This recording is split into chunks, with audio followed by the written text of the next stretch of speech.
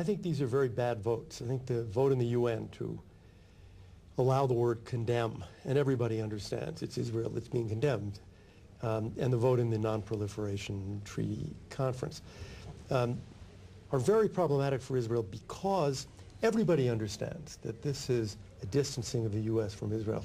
It means a kind of open season on Israel because the others, the Arabs, the Europeans, rush in when they see that the American defense of Israel is weakening, and they become more anti-Israel. They don't use this opportunity to join in as Israel's great friends. They take this opportunity to condemn Israel even more ferociously. So it's a great problem, I think, in our bilateral relations, but it's a greater problem for Israel. What does it mean to the Israeli nuclear policy? I think Israel should maintain exactly the policy that it has always had, which is of saying essentially nothing. The United States has not exactly broken that policy in so many words. It has begun to move away from it. But, 2012 is another year. We'll see where we are. Someday there'll be another president. So I think that Israel should not change its position just because of what Obama did. What was the conduct of former President Bush with regard to the nuclear policy of Israel? Well, here we don't have to guess. I mean, we had the experience, including in 2005, the same non-proliferation conference, the NPT yes. conference. And basically, the president said, we're not going to single out Israel. You want to single out Israel? There will be no statement coming out of the conference. And there was no statement. The United States could have blocked this. The United States could have said and should have said what we said in 2005. You're not going to have a statement that ignores Iran and singles out Israel. If that's what you want, there will be no statement. The world would not have come to an end if the stinking conference had ended without any statement. That is what should have happened. But there is a noble cause to achieve peace in the Middle East after more than 60 years.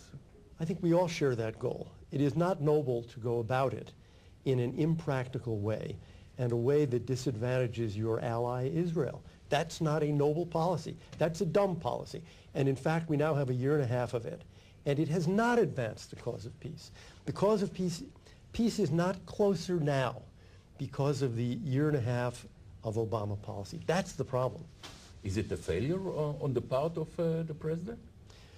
Sure. I mean, it seems to me obvious that what Senator Mitchell has been trying to do for a year and a half has not worked, starting with the 100% construction freeze idea in Jerusalem and in the settlements. That has not worked. What it has done, in fact, is to lead the Palestinians intelligently away from the peace table because they say to themselves, what do we have to do? The American administration is pushing for us. They're our lawyers. Why should we make concessions? That is not leading us closer to peace. Mr. Abrams, what would you advise Prime Minister Netanyahu in order to repair the relations between Israel and the United States? I think the best thing he can do is, first of all, be clear about Israel's policies, statements of what Israel's basic interests are, be polite and diplomatic always in addressing the U.S. government and President Obama, and try to get Israel's friends in the U.S., in the Congress, in the Jewish community, in the evangelical community, to speak up more loudly and clearly about U.S.-Israel relations and about U.S. interests in the Middle East. Drawing red lines? Drawing red lines is always a difficult thing to do, but I do think that you saw in around April and May, the administration pulled back from its criticism of Israel because it was evoking such protest in the U.S. among friends of Israel. That can happen. That can happen again. And it can be a constraint on the Obama administration. Do we have friends in America? You have tens of millions of friends in America. Tens of millions? Tens of millions, the vast majority of whom are not Jews. They're Christians. And they are dedicated to Israel and Israel's interests and American-Israel relations. And they are willing to speak up.